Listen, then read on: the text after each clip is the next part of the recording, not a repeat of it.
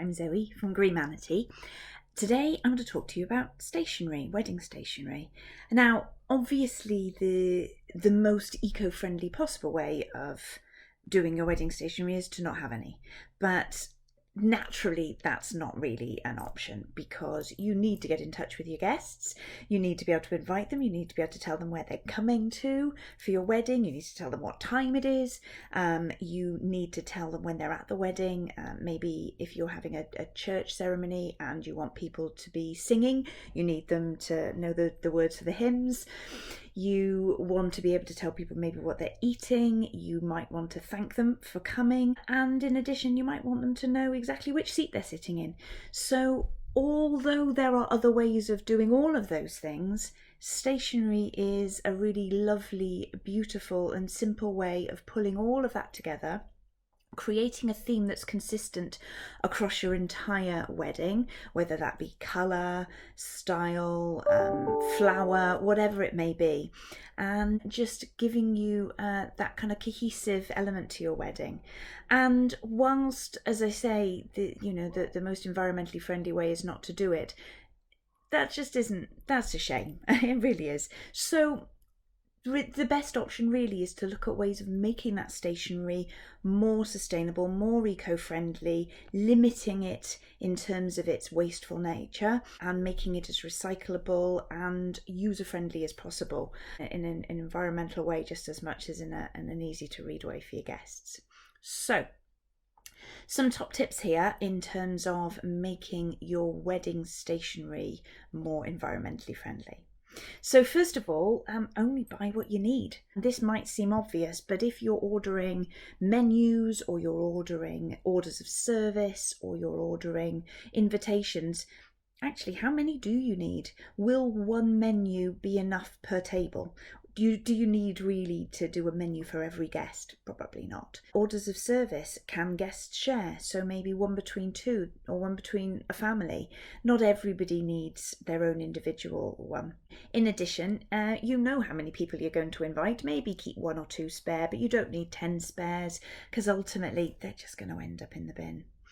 So that's the first thing, just order what you absolutely need. And yeah, sure, keep an extra one or two, so you've got a keepsake, maybe your parents have got a keepsake, but you don't need lots because they're going to end up in the bin. So that's the first thing. The second thing is, what are you going to make your stationery on? Obviously, the natural assumption is recycled paper. Recycled paper produces way fewer carbon emissions than new virgin paper. It reduces the amount of waste to landfill, and paper can actually be recycled 4 to 5 times. So it's a really fabulous way of keeping going. So yeah, recycled paper. The alternative is seed paper. So your seed paper would be a natural thing, and it's also then a gift to give to people because they can plant it afterwards. So just think about how you recycle and how that can be recycled afterwards. And this really brings it on to the next point, which is, how do you make it as recyclable as possible? Because yes, it might be on recycled paper, but you want it to be recycled yet again. So therefore, things like glitter and embellishments and pearls, that makes it far more difficult and actually impossible to recycle if they've been glued on. And I'm not sure many people are going to sit there and pick them all off before they put the paper in the recycling. So do you really need all of those embellishments? And to be honest, they're not quite as trendy these days anyway. A simple one flat card is far more beautiful, far more subtle and far more recyclable and on trend. And also whether you really need all the other bits that go with the invitation. Could you get away with just a flat invitation? Do you need lots of extra bits chucked in as well? Because ultimately they're all going to end up having to be recycled, and whilst it's great to be able to recycle them, obviously not using them in the first place is even better. So that would be the next point. And finally, What about those extra things? So for example, do you need reply cards?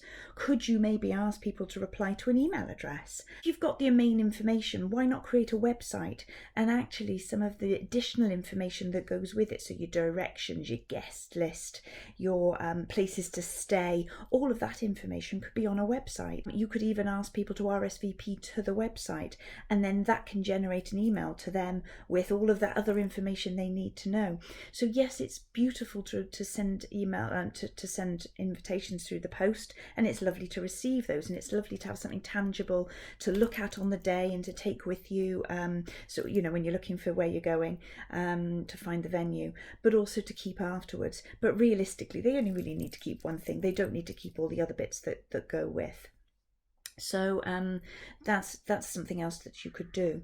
The other way of reducing the amount to reduce what you're recycling, but also what you have on the day, with a real less is more approach, is doubling up on your items. So for example, if you had a tag on a favour, for example, that could have your guest name on it, so you don't need a separate printed nameplate for each guest table location, seat location. You can just have a little favour of some description, and there's a whole other chat and blog about favours, but something with a nameplate on, and then that can sit, because so often I've done weddings where they've had the favour has been personalised, the menu has been personalised, they've also had a nameplate, and suddenly everybody's got 3 nameplates for that. I mean, that's just completely unnecessary and just very wasteful. What about how you can double up with information for guests on the tables? So if you wanted a menu, maybe have a menu that could be a 3-sided, a triangular sort of column, if you like. On one side you would have the menu, another side you would have the table number, and then the third side you could have a thank you note and thanks for coming to our wedding, thank you for being with us. Maybe if you're not going to do favours and you're giving the money to charity instead, an explanation of that. There are lots of ways of doing it, but that you can use that one piece of card to do all of those jobs at the same time. The other option is something like if you're doing confetti, and listen to our other post about confetti and about biodegradable confetti and natural confetti, but you can put confetti in a little glassine bag, which is almost like it looks like a slightly see-throughy but a grease-proofy type bag, but actually they're really, really pretty. They could be printed on, so you could print the order of service on there, you could print their nameplates, whatever you wanted to do, and they are fully compostable and biodegradable as well. So it's a really good way of minimising the amount of excess packaging and the excess recycling required. So yeah, I mean, ultimately this is really what it comes down to. It doesn't have to be 100% perfect. You don't have to do everything absolutely perfectly, because at the same time you still want to have a beautiful wedding day. You want to have it all looking fabulous and beautiful, and you want to give the guests some extra information. You want them to feel a part of it, you want them to enjoy it, and you want them to think it's beautiful. But you can do that and still be more sustainable, more natural in your approach, and minimise the waste. I hope that helps.